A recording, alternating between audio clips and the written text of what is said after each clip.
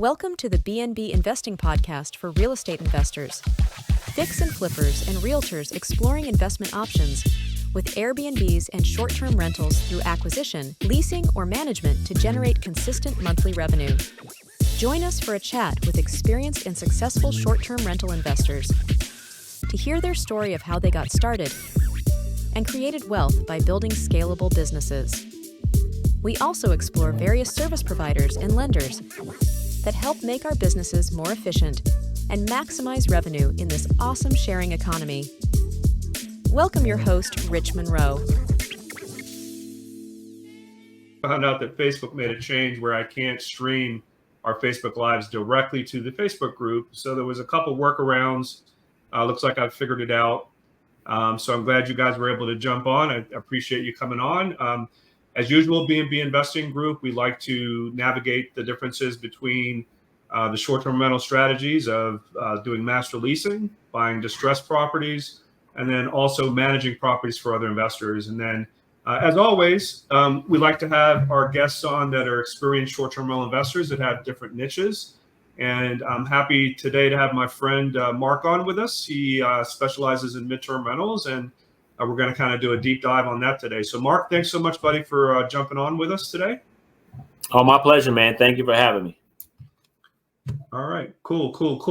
A little bit of a delay there, but why don't you give us kind of a brief introduction of kind of how you got started with short-term rentals and midterm rentals in particular, and then we'll kind of go from there.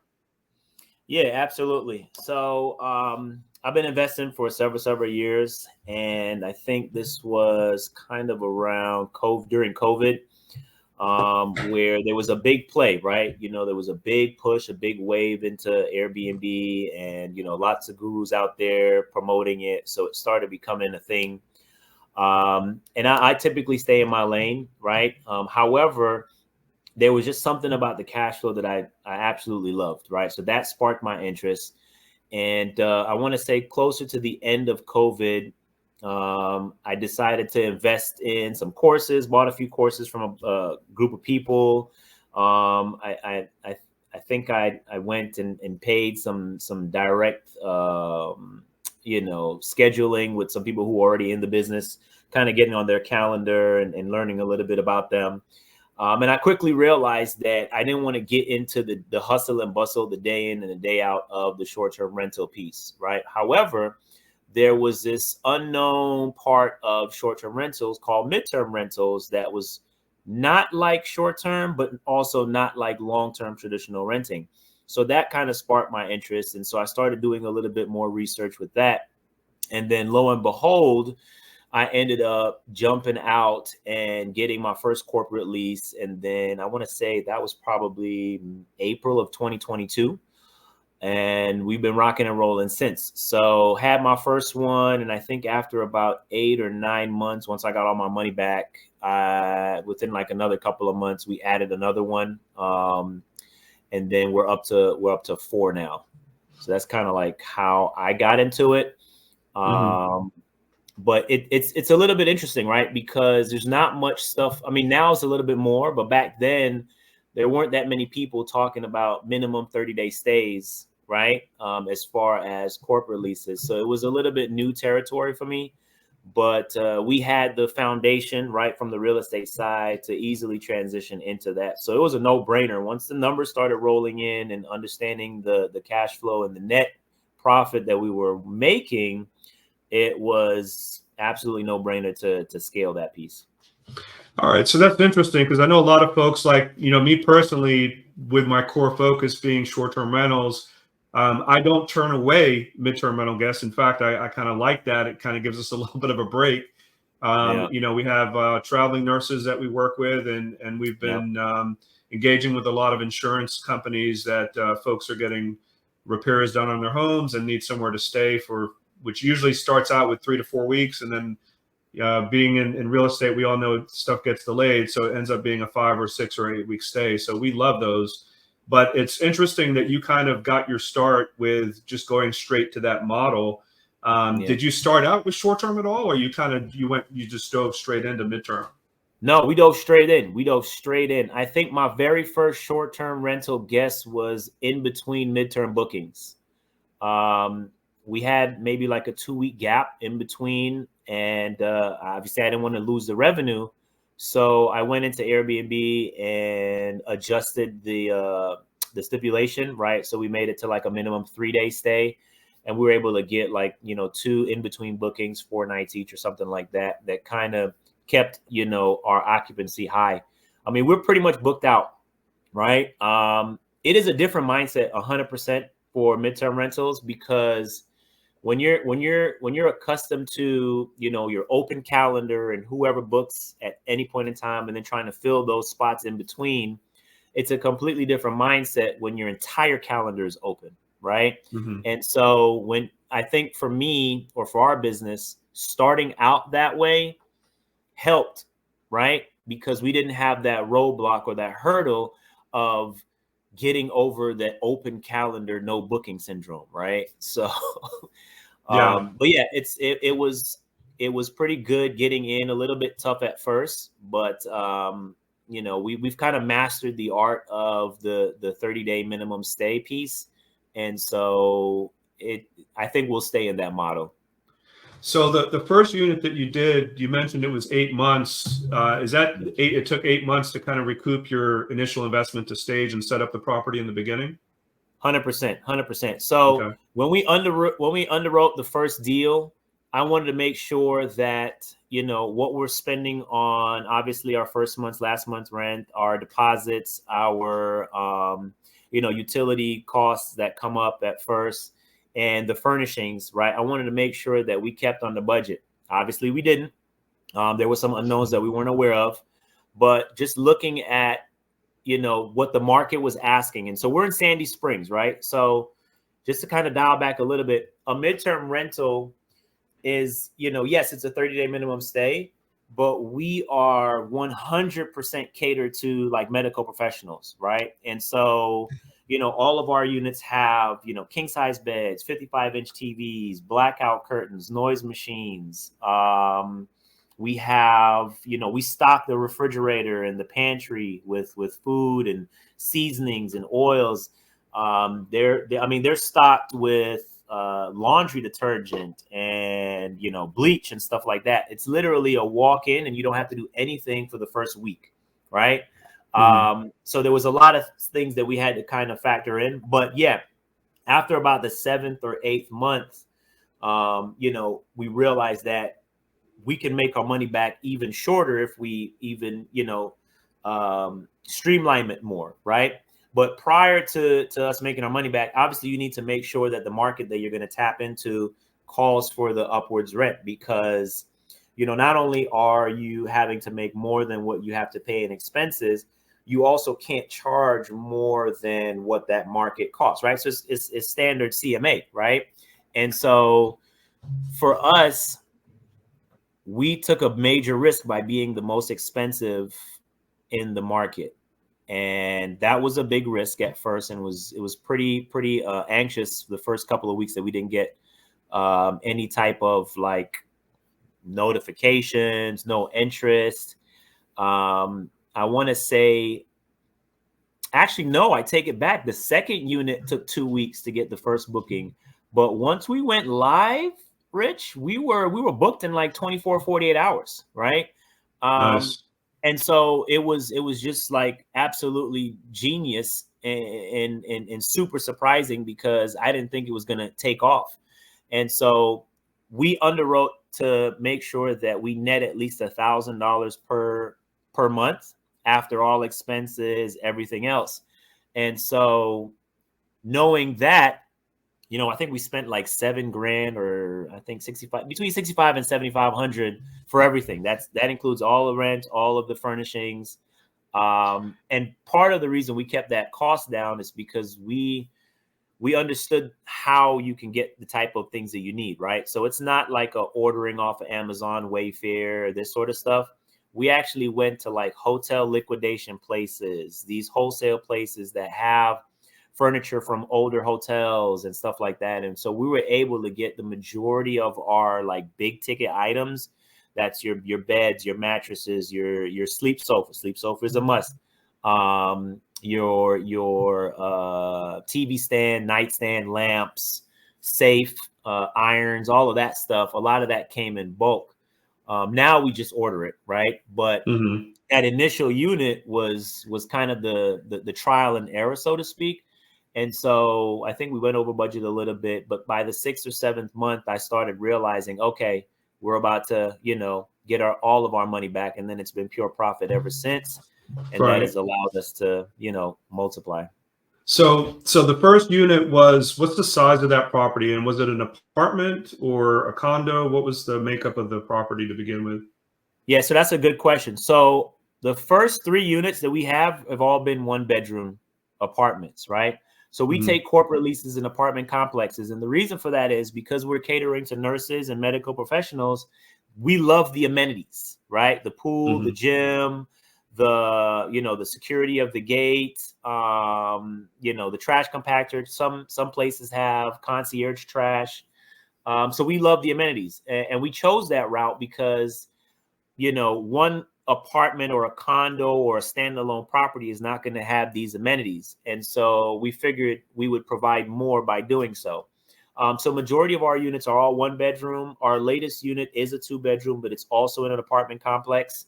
And I want to say, as we expand, we're going to probably add some more 2-bedrooms to it. The 2-bedrooms have been performing quite amazingly in comparison to the 1-bedroom. But so it's mostly 1-bedroom apartments. Right. So your initial research was around the healthcare medical space, in particular traveling nurses. Is that correct? Or is it a different aspect in the medical industry? Yeah, so it's a slightly different aspect because when you're catering to travel nurses, right? What are travel nurses? They are nurses, nurse practitioners, clinicians who have certain specialties, right? And then they are sought out by these medical staffing agencies or these hospitals based upon that specialty. And so it doesn't work for every hospital, right? So the first thing you want to know is, what's the trauma level of that hospital? And it goes from 1 to 5. And so the higher the trauma level is, the more specialized this hospital is, which then requires a greater specialty of nurses, right? And so we're not talking about your regular nurses that are coming out of med school. We're talking about more specialized. And so once you identify where those hospitals are in your state, then you start planning around them. And so part of our criteria, part of Dowden Rentals, is that we want to make sure all of our units are within a mile, right? So a mile or less. So there's a limited number of condominiums, apartment complexes that are around these hospitals, right? And our competitors are, depending on the state, right? Because we're in Ohio as well, but depending on the state, the cost of getting into real estate closer to these hospitals are astronomical in comparison to a corporate lease, right? Just the cost of getting into that piece of real estate. So we went the arbitrage route, which is a corporate lease, and making sure that when you're analyzing where you want to be, at least for us, within a walking distance, right? Because these people are coming from out of state, sometimes even out of the country. And so they may not have access to a vehicle, or they may not have the ability or the window to spend additional funds, right, for a vehicle. So having the walkability is key to us being booked.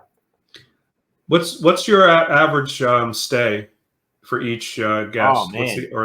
Is it long time or is it? No, I think our average stay is anywhere between 70 to 80 nights. Okay. Per booking, right? Our first year, we had 5 guests the entire year, right? So when you think about that, right, that's a little over 60 days, right? And so medical professionals, specifically travel nurses, they have a 12 to 13 week contract. Sometimes they either extend, or sometimes, depending on the hospital, they might get cut short. So you're going to get at least 12 weeks out of it. And so that reduces the number of people that you're speaking with. It reduces your turn, and it reduces your cost involved with those turn, cleaners, supplies, etc. Are you engaging directly with the hospital for getting prospects and leads, or what platforms are you using? I'm assuming you're on Airbnb as well as one of the platforms. Yeah, so we initially started with Furnish Finder and Airbnb, right? The two major ones. We jumped on Vrbo. I didn't like it, so I came off. So we're practically only on these two right now. We're now in the process of building out our direct booking site, which I'm choosing to go actually building it from the ground up and not using any of these other platforms that provide that type of, I guess, website. I think we talked about it one time. But once I did that, then I started engaging with the hospitals, right? So getting with the HR department, finding out who is the person that's in charge of, hiring the nurses, whether they are involving staffing agencies, which most of them do. It's an easier play and it's a cheaper cost for the hospital. So once you identify which agency they're using, then you can contact the agency. You can even get the contact information from the hospital directly. So that's kind of how we target. But I'll be honest, a lot of our recent bookings have not been clinicians. They have been, right now we have two people, one from Asia, one from Africa that have been in our units. And then our other two units, we have a contract with the museum in Cleveland. And so their guests that they bring in for their museum, whatever, talks that they have, tours or conferences or what have you. We have a 6-month contract with them. So whoever they bring in, and then we have one nurse in our other fourth unit. So the first, you got that first unit set up, you got your initial investment back, and then you went off and got another unit set up and kind of rolled out from there. And so what brought you into the Ohio market? So we were already in Ohio, right? We've been investing, buying and selling residential real estate, 1 to 4 unit multifamily properties in Ohio for, I think, about 5 years now. So it was an easy transition for us. But part of the research, the one thing I absolutely love about Cleveland, which is where we are, is they have this hospital hub. So within a half a square mile radius, they have like 4 major hospitals and a bunch of medical offices and smaller doctors and stuff. So, I mean, it's like a, think where Northside is in Sandy Springs, how you have Northside, you have Choa, you have Emory, this kind of like cluster, right? So it was a no-brainer. And then, Cleveland Clinic is a level 1 trauma. So it was a no-brainer. So at that point, it was just, okay, how can we find the apartment complex or the condominium that fits our needs, that's okay with taking corporate leases, because it has to be a corporate lease, right? And so once we identified that, it was off to the races. What are your typical terms that you go after on your corporate lease? What's the length? Is there any special negotiating that you do on the terms typically? Yeah. So the longer, the better, right? I would take a 5-year lease if I could. But they usually start you at 12 and then you renegotiate. Right now, I think the longest one we have out of all of them is an 18-month lease. But yeah, so part of that negotiation is the length, right? You can kind of get a little bit lower rate on the monthly rental if you take a longer lease. The other thing is the subleasing aspect, right? So you have to make sure that you can sublease, right? A lot of apartment complexes don't allow it. But if you go the corporate lease route, it's a completely different, right, process, because it's like a B2B, right? So they're not concerned with your credit history and your eviction and all that type of stuff, because this is actual business. So that's one thing. And then the other main thing is the ability to market, right? So majority of apartment complexes market just as anywhere else for short-term, midterm, long-term marketing is concerned. So getting past that, right? Some apartment complexes, and this is not just the owner, this is more so the property management, right? They may not allow you to market. So you have to have that conversation with the property manager. And sometimes it's an owner operator as well. So the owner would be the same person managing it. You just have to have that conversation. Listen, we're not, for one, even in cities like Sandy Springs, where you have the short-term rental ordinance, we're not a short-term rental. Although we're on Airbnb, we are not a short-term rental by definition. So we may use Airbnb as a platform, but for folks that are outside of our industry, anything on Airbnb is an Airbnb, right? Yeah. So just having those conversations and explaining to them the business model and where we're getting our clients from and our guests from and that sort of thing. So you have to have those conversations because it has to make sense, right? One, you don't want to spend all this money and then be subject to the property manager kicking you out or, you know, you getting a violation or something like that. So it's extremely important. Yeah, guys, this is huge, and so we should have probably covered this on the onset of this Facebook Live. But the clear definition for midterm rentals is rentals over 30 days. And for those of you that have been exploring the short-term rental model, it is very challenging with the regulatory environment in most cities and counties that if they don't already have some sort of restriction, there's the potential risk that if you start up a business in that particular city or county, that they can have some restrictions in the future for specifically for short-term rentals. And so the huge advantage with midterm rentals, it kind of wide opens up your market in terms of where you can go after and actually, get these units set up in. So that's a huge advantage to not have that as a concern. I mean, that's a big part of the challenge with short-term rentals. We have a quick question from Karim.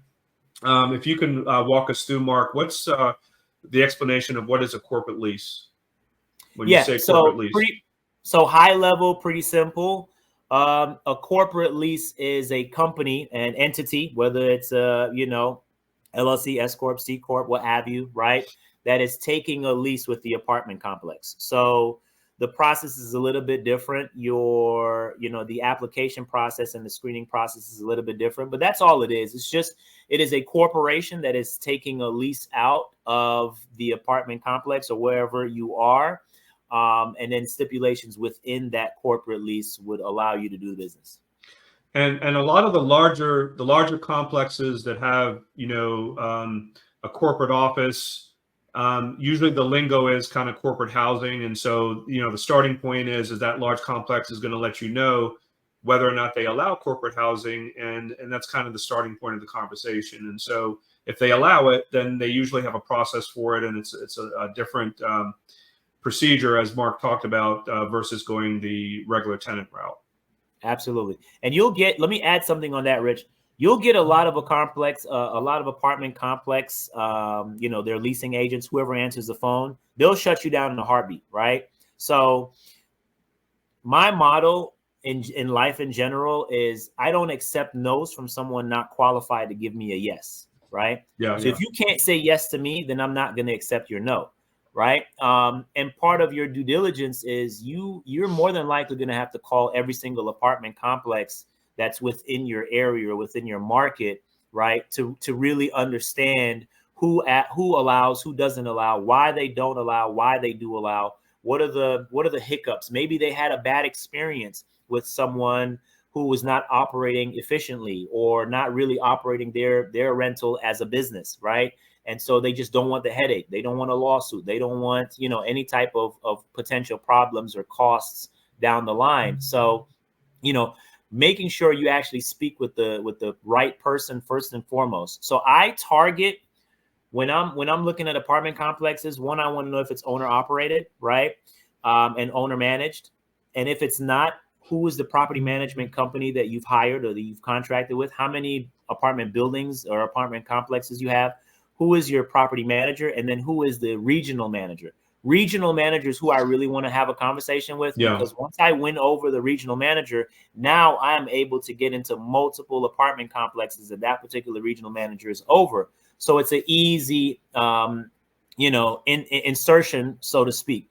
Our last 2 units that we just added in Sandy Springs was based upon the relationship that I had with the regional manager over the other units that we have in Sandy Springs that they also manage. So, that's also key. Yeah, no, I love it. So that's really how we grew our rental arbitrage business. I mean, we weren't focused on midterm, but we were focused on short term. But time and time again, it only takes 1 or 2 of those relationships to really scale your business, because as you get in with those folks that have access to multiple properties, all of a sudden you're going to be getting options for other locations from that first relationship. So it's a very quick way to grow in the beginning. So let's talk a little bit about the numbers, Mark. Talk to us about the revenue potential. I know that There's been, or at least I've historically a lot, and maybe it's because you're very strategic about it, right? You're going after, like you mentioned, the specialty folks. There's a lot, and maybe a lot of the nurses I deal with on Airbnb are kind of the lower level, entry level. They're on a tight budget. They're usually trying to negotiate. They're usually trying to squeeze 2 or 3 of them in one unit to be able to afford to stay there. So talk to me a little bit about what your numbers look like and kind of strategically what you suggest there as far as a strategy. So we're premium, all right. We are usually the highest in the area. So our units are, so like for instance, our 1 bedrooms in Sandy Springs, we charge $2,800 to $2,900 a month, right? Fully furnished 1 bedroom unit. In Cleveland, I think we're at like a $2,600 to $2,700 because that market's a little bit cheaper. On our 2 bedroom, we're $3,500 to $4,500 a month, right? We charge way more. What's your monthly lease cost on each of those? So depending on how you negotiate, right? Sandy Springs right now, their 1 bedrooms are anywhere from about $1,500, $1,600, something like that. We just renegotiated our 18-month term, and we got down to about $1,300 a month for a 1 bedroom. So that added another $200 plus to our cash flow. Yeah. But yeah, on the 2 bedroom. After utilities and everything, you're very easily at $1,000. Oh yeah, it has to be, or we're not doing it, right? It has to be like any unit that we take through the underwriting process, we have to net at minimum $1,000. So whether that is, changing locations, whether that is adding something that, that would allow for the additional cost, whether it's a service that we may add as a vertical, right? But yeah, so we have to net a minimum of $1,000 per unit. And in our 2 bedrooms, we're still playing around because we're not even, what month is this? April. We're about 6-7 months in on the 2 bedroom. So not enough numbers to kind of know. Yeah. But we do anywhere from about 30 to about, we're projected to do about 48 on this 2 bedroom. But yeah, we do anywhere from, between 30 and 40, let's just give it an average there for our gross revenue. And then with our expenses and stuff, we're netting about 12 plus after we pay off our debt. So the first year obviously is not going to net that, right? Because we have to, pay back all of the additional costs or the initial costs. But yeah, we do about anywhere from about 12 to about 18 net on the 1 bedrooms. All right, that's good. We got a good question here about are you using any homes for midterms? And if yes, how are you dealing with HOAs? So it sounds like you're only doing apartments right now, but have you looked at doing homes as well for this? Yeah, so we looked at that, right? If the HOA allows a rental, then we're good, right? Because we don't have to stand by, or we don't have to fall into the short-term rental part of it. So it's as long as the HOA allows a rental and they're not over their percentage maximum for rentals for their subdivision, we're good to go. If we're reaching out to landlord, obviously that landlord has already been approved to have a rental. We thought about doing it, but again, the amenities play, right? Those properties, they don't have the pools, they don't have the gyms, unless it's a larger property. And we haven't, I would say I may look at going at the larger property as long as I'm able to probably house more than 2 people, then it would make sense, right? But our guests are usually individuals, right? We don't get the 4 nurses trying to book. I mean, I get the inquiries all the time, but it's not going to be a comfortable stay. Now we can have, like on our flagship unit, really every unit we have sleep sofas. So you're going to have at least a full or a queen size bed in the living room. We don't do any type of air mattress stuff. We don't do any cots or anything like that. It's strictly king size beds and the sleep sofas. So for our 1 bedroom, we can comfortably sleep 4 people, but not for a 60-day time frame, right? Yeah. So we don't get those folks that are cramming. Now, our our 2-bedroom unit right now, it's half and half. So the first guest was a couple. It was an executive that worked in Dunwoody, and him and his wife stayed. The second guest was an individual. The third guest was an individual, and our current guest right now is a lady and her mom. So, we're not getting the nurses that are splitting. Most travel nurses, to be very honest, when they're at our price points, they usually travel by themselves. Yeah. What's the average lead booking time for your guests or for your nurses? It changes and it varies. The first year we were about 22 days out. We've increased since then. So now it's about a month. It's about a month booking out. But every now and again, like right now, I have a unit that is going to be vacant on the 5th. We don't have a booking yet for it. We had a few inquiries. What I'm noticing is a lot of people are requesting to go off platform. And although we absolutely love that, we don't want to be in Airbnb jail. So we have a whole, like, all of our messages are automated. We have a complete structured approach to that, where we let them know, hey, we're not allowed to communicate. However, our cancellation policy is XYZ. If you book now, you can cancel within 48 hours, get all your money back.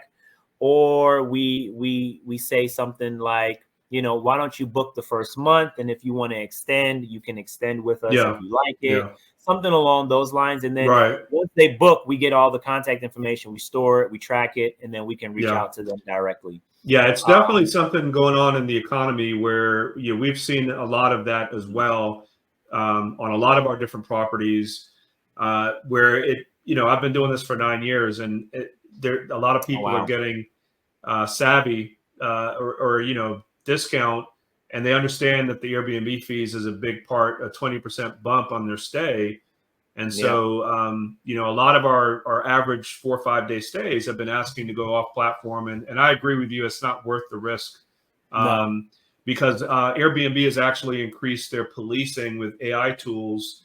You used to be able to get away with typing out the phone number, like in odd words and numbers and sentences.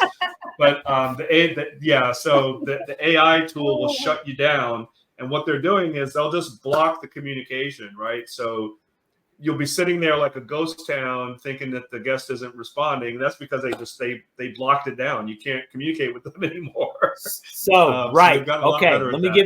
Let me give you a tidbit. Okay. Yeah. They do that all the time. All right. They do. The minute they say directly, so their trigger words that the AI catches, right? Yeah. But here's how you get away with it or get around it. All right. You go through your email. So if you're in the platform and if you're in the messages, it'll disappear instantly, right? You won't be able to, I've been mid-conversation and it disappeared. Right. So what we've done is we just go to the email, the notification, and we click and it sends us straight back to the message. So fingers crossed, Airbnb does not, catch that loophole. Have that connection, and, and shut that down. But yeah, that usually gets us in there. And again, this is a host responsibility, right? So our average answer is less than an hour, right? So we have maintained for the last 2 years an average response of, sometimes I'm responding within 10 minutes, right? But I don't have that many units and I don't have that many inquiries. So I don't have to worry about that, right? And although it is somewhat automated, we try to respond. So usually we catch the information prior to Airbnb, right? Closing the chat out. But what I've started seeing this year is they have, once the message comes, it like auto scans the message and you get that prompt at the bottom, the safety precaution prompt that comes up, that says something along the lines of, be careful with this message. What do you want to do? Do you want to respond? And I'm always responding. I'm not going to report somebody, but yeah, I get it, right? If I'm Airbnb, I don't want you talking off platform. I need to make sure Right. that I catch that commission off of every booking. So Yeah. I understand. And the last thing you want to do is get locked out, and your Oh yeah. profile and all your listings blocked. That's the last thing you want to do. Oh yeah, So, absolutely. Yeah. what's next with your growth plans? Are you looking at other hospital areas? Are you looking at other types of opportunities? What's your next 12, 24 months plan look like for midterm rentals? Yeah, so our next 12, we want to grow in the current spaces that we're in. So I'm already at 3 units in Sandy Springs. I'll probably add one more in the next 12 to 24 months. Our Cleveland, we are on track to add another 4 this year. So I'm going to really expand that space. There are some new apartment complexes that are being built. That Cleveland market is really turning. And there's a lot more demand for short-term stuff. In between our long-term bookings, or our midterm bookings, we get a lot of requests for short-term stuff. So, because people are traveling there for medical procedures and they want to be with their families, or their families, they can't stay in the So hotel. In the hospital. So yeah. they need somewhere close by. So we're probably going to ramp up that Cleveland market. And I'll be honest, man, I don't want this to be a job, right? And so right now it's a great space. It's a great vertical. It's a great addition to the business. So I'll probably flatline or stop at 10. I think 10 is the number until something changes that explodes otherwise. But at that point, the rental business will be bringing in anywhere from $10,000 to $15,000 on a monthly basis, and that's good enough for us, right? Our primary business is real estate, the investing side. So this is just an added vertical to that. So that's what the midterm rental 12 to 24 month looks like. Yeah. So we didn't really touch on this before. So your major real estate business is kind of diverse. Besides midterm rentals, you're also doing. Are you doing wholesaling? You doing long-term rentals? What's the you doing? Okay. Yeah, so we have a couple flips. We do primarily wholesale the majority of the stuff. We cherry pick obviously the ones that I want to keep and turn those into some long-term rentals. We're only doing long-term rentals in emerging markets, so that is your Columbus, your Albany, your Warner Robins, Macon, Augusta, a little bit, right? Yeah. We're not really buying real estate to hold in the city right now because just the price is too high. And because we've gotten so spoiled with the cash flow that we're getting on the midterm rental side and in the emerging market side, I can't see a need to do rentals in bigger cities. Now, yes, there is an appreciation play there, and you'll be able to do a lot more creative real estate with that, but we're okay. So yes, our primary business is mostly wholesale, and then we turn those big checks into more passive stuff. Yeah, what I love about that is your midterm rental business is kind of laying your consistent monthly cash flow, where you're probably making different decisions now in your wholesaling business and being a lot more selective because you have that luxury now. So that's a huge benefit. Yeah, 150%. And wholesaling, as with any other piece of real estate, it's active income, right? So you got to keep feeding that pipeline. You got to keep feeding it, right? And so when we took our focus off of wholesaling, when we were adding the last 2 units, you could already see through our KPIs that our business dropped because of that, right? And so it's just being able to do both. But our team is not that big. All of my team's virtual. And so I still carry and wear a lot of hats because I just have enough. I have time to do it, right? I would say I may spend on average 5 hours a month on the midterm rental stuff, if that, right? And it just allows me the freedom to do a lot more things, like you said. So the decision. So you touched a little bit on this earlier. So you're filling a lot of those gaps in between those midterm stays with regular 4 or 5 day window bookings that kind of fill in the calendar so that you're not sitting empty too long. Does that conflict sometimes though when you might get a 6-day booking, and you might have somebody that wants to be there long term but can't book because somebody's already in there. Does that create a conflict at all? So that's a great question. So the only short-term rental that we do is when we have a gap in between midterm bookings, right? So like, for instance, one of our units, and I'll probably get a midterm rental stay on this one, but one of our units, we have right now, the guest is going to be checking out on the 21st of May. And we have another guest coming in June 20th, right? So this 1 month window is like three and a half week window, right? Oh, it's June 10th, not June 20th. Yeah. So I'm going to open that window up. That's the only time we do it, because remember, I talked about that mindset about open calendar syndrome, right? I want my calendar open. I don't want to see a 2-night booking in the middle of June or a 5-day booking in the middle of July, because then that's going to cancel my entire summer out. So I'm booked out all summer except for one unit. And so more than likely, we're going to see that unit go. And what I wouldn't do is I would not allow to have a short-term rental if I don't already have a midterm rental booking, right? So I'm you'll not turn them that. away. So you're not doing the instant booking. You're kind of, doing inquiry only kind of deal and controlling that situation. Yeah. So our instant booking is only for 30-day minimum, right? So I will allow you to instant book. As far as once you meet that, we have certain strict criteria. But as far as the short-term pieces, when we open those gaps in between, I'll allow inquiries only. Like, I don't allow instant booking for those, because I still want to, vet the guest, right? Mm-hmm. The short-term stay guest is a completely different avatar, right, than a midterm guest.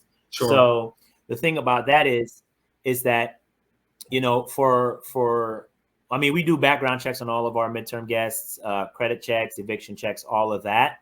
But as far as the short-term rental folks, I just still want to have a conversation and, ask them, what's the purpose of their stay, et cetera, et cetera. Yeah. Have you had any issues with non-payment and evictions? No. Good. Fingers crossed. Yeah, that's good. Yeah. Fingers crossed. I haven't had any issues with that. We've been very blessed in that regard. We use Furnish Finder Key Check for our rent collection for the midterm stuff, and it's like an online property manager. It sends email reminders for when their rents are due. It collects a deposit. We have Stripe accounts attached to those, so I can easily invoice someone if I'm not using Key Check. I can invoice them, and they have to pay through Stripe directly. And they have to pay up front. It's an upfront pay. You're not staying and then paying afterwards. So there's no arrears, right? It's an upfront payment. And so as fast as we've had folks, and then we're always reminding them, 2 weeks before their stay expires, we will say, hey, we have the opportunity to extend, what's going on? Is everything okay? You guys enjoying your stay? Do we need to block out some dates for you? And stuff like that. But remember, we're at a premium price point. So yeah, it's again a completely different guest. All right, let's take on some of these questions that we have. Okay, certainly. So how do you find the right contact for the corporate lease and those regional managers? You got to do the work. You got to do the work, right? So if you're sitting behind a desk, LinkedIn's is a good way to find, they're going to be leasing consultant, leasing manager, that sort of stuff. You can kind of do it that way. Yeah. Google works great if you're looking for apartment complexes. You put in the location of the hospital and, you'll be able to identify the apartment complexes around the area. And you have to call, right? And if you can't get through, because a lot of them put you through these automated messages, right? These 1-800 numbers and stuff like that. Sometimes you just have to pull up, right? I am known to walk into an apartment complex and ask to speak to the property manager, and then I'm having a conversation with them and finding out who the regional manager is and that sort of stuff. So you have to put in the work. I mean, unless you have an inside contact for property management in your area, there's no sweet sauce to finding those people. You just have to, ask those questions. Makes sense. And then what are the typical roles in your team? Yeah, so majority of my team is on the real estate side. I primarily do all of the midterm stuff because, again, it's not much, right? Yeah, it's almost, especially since you got them staying there for 5-6 weeks at a time. Once you get them in there, you're done for the moment.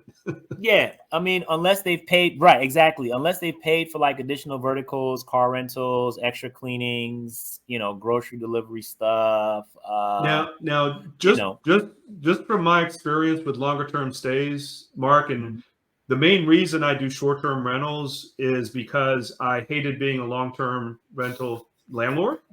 Right. After fixing up properties, and then they're in there for a year, they don't pay you, and then you kick them out, and then they tear the place up.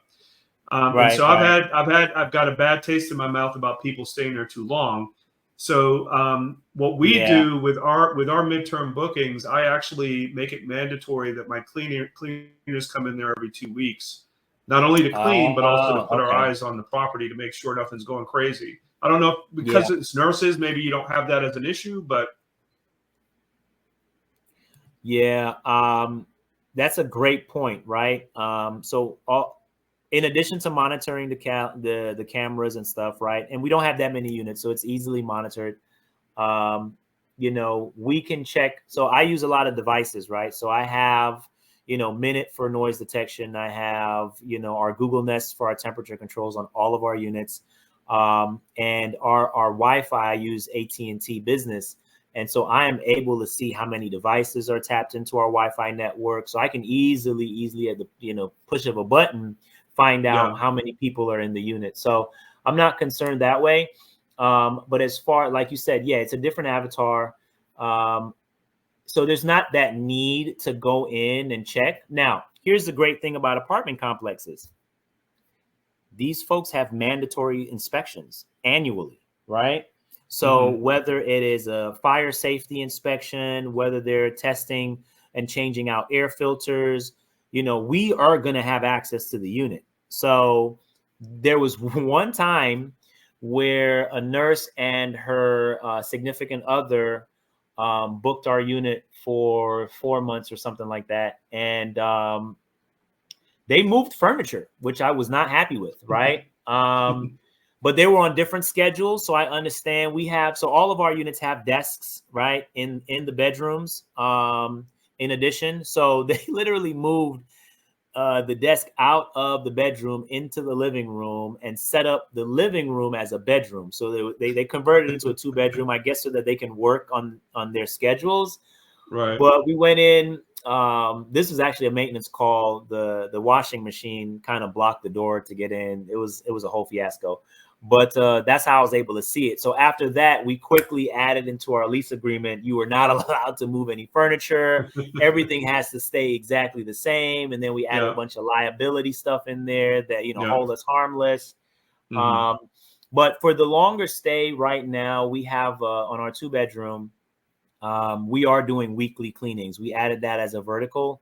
And so we are able to go in there every weekend. Thank God, because these amazing women can cook their butts off, and it smells gorgeous and delicious in there. But that's I'm okay with that, right? But my next guest may not be. So we're happy that we're actually able to come in there and do the weekly cleanings to stop any of those scents from sticking. And then obviously we're absolutely 100% non-smoking in all of our units. Because again, remember, we're catering to nurses. And so nurses are absolutely the cleanest guests of all, doctors as well, some doctors. But, it's just one of those things where I am a very white glove type of person. So I am extreme attention to detail. So I can assure any of our guests with guarantee that it'll be the cleanest unit you've ever seen. Right. I mean, if I got to get a magnifying glass to look at the different hair strains that fall between the cracks and stuff, I'm looking at those, and I hold my cleaners accountable. So, it's just one of those things where when you're charging a premium, if it's not a luxury place, where, floor to ceiling windows and waterfalls in the living room and, fireplaces in every bedroom, right? If we're not that property, then it has to be extremely clean and very well designed. So I can't afford to have any misses on our cleanliness for our units, because then it won't justify the price that we're charging. Yeah. So Mark, this has been super, super informative for everybody. Really appreciate you taking the time. I have one last question for you. Knowing what you know now about midterm rentals, what's one thing that you would suggest for somebody that's starting to get into it? I would say the biggest lesson is don't be cheap on the decor, right? These folks are not in and out. This is not a hotel, right? We don't have to have the bare minimum. And you don't want the bare minimum. You want to really hire a designer if you can afford it, or take the time out to really define each space, each room, each crevice, each corner. Our team goes in and they measure each wall, height and width. We measure the height from the floor to the window base, the sides of every window, every wall, because when I'm ordering online, you're going to get measurements and you're not seeing these items, right? Whether it's a picture, whether it's, whatever the case may be, a lamp or not, whatever piece of furniture that you're putting. So you want to be able to map out in your mind how each of these spaces are laid out, right? So that you will know, okay, this furniture won't work, it's too big, or this table is too small because of the space, right? So you want to really splurge. I mean, don't go overboard, right? But you want to have, the necessities, because your guests are going to be there for a whole month, if not more. And so you want to have the blender, or you want to have the rice cooker, right? I don't suggest having a rice cooker. I just had one guest request it because they're coming from India, so that's no problem, right? I have a rice cooker at home. I'm a big fan of rice cooker, right? There goes the smell of the unit. There's going to be a bunch of curry that's going to be cooked. Which is okay. Gosh, man! Right now we have some Nigerians, and boy, it smells amazing in there. But But no, so you don't want to splurge. You don't want to over splurge, but you want to take the time out to really design the space.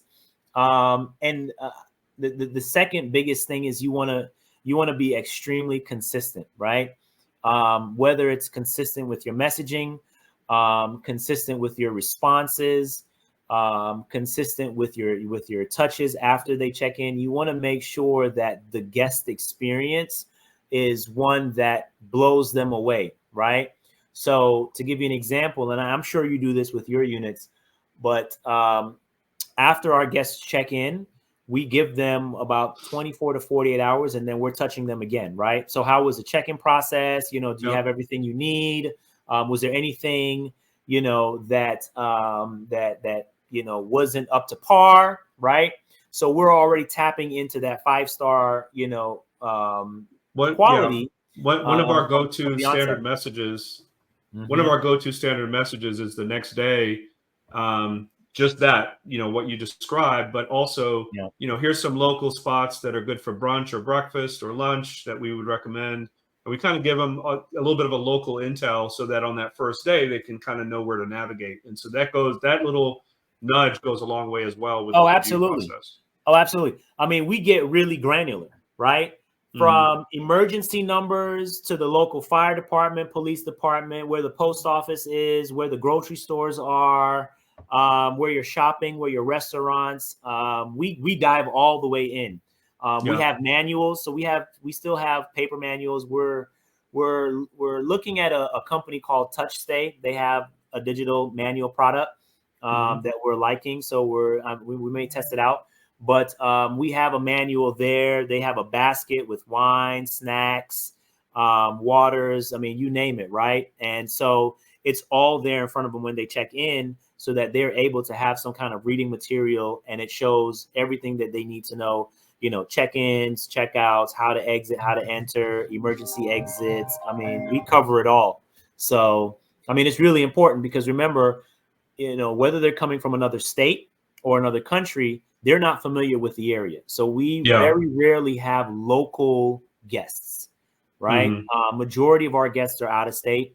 And then this year we've had just majority out of the country. So, it's important. It's important. And for you guys, your short term, if they're only staying 3-4 days, 5 days at a time, 2 days at a time, right? You want to check immediately, right? You don't want to wait till mid-stay or at the end of their stay to touch base. Right. So I think the 24 hours is a great touch point for the shorter stays. Sure. Totally agree. So listen, Mark, again, I really appreciate you jumping on. What's the best way for folks to reach out to you? Is that your Instagram? Yeah. So at Dowden.invest on IG. I'm terrible at emails. I have so many emails that I still have yet to respond to. And if you guys are looking at this, because I did post this on my IG. So if you see this, I apologize that I haven't responded to your email yet, but I promise you I'll get to it. But IG is the best way, at Dowden.invest on IG. And if you really, really want to get in contact with me, get with Rich, and then he can connect us because I'm not going to give you my phone number. Most definitely. Totally understand. So no, I love it. So Mark, again, thank you so much. Thanks everybody for tuning in. Give us a thumbs up or a heart in the comments if you guys felt this was productive and informative today. I really did. And so if you're ready to take the next step and you want to learn about scaling a short-term rental business, feel free to reach out to me on Facebook Messenger. We can have a quick call and see if what we do in our program is a good fit for you or not. And so until then, Mark, I really appreciate it again. Thanks, buddy. I appreciate you having me, man. Yeah, we went a little over, but when the content is good and informative, we got to keep going with it. So really appreciate it. We'll have you back again sometime soon and get an update on your expansion plans for sure. Of course. I look forward to it. You guys have a wonderful rest of your day. Thank you. All right. Thanks everybody. See you next week. Thanks for jumping on the BNB Investing Podcast this week. Please click on the subscribe and like button below. For more trainings, property tours, and content, you can join my BNB Investing Facebook group by clicking below. If you are ready to grow your short-term rental portfolio and maximize your monthly income, you can click on the link below to schedule a quick strategy call with Rich or someone from his team to see how we can help or point you in the right direction. Stay tuned for our next episode and hope to see you on the BNB Investing Group podcast.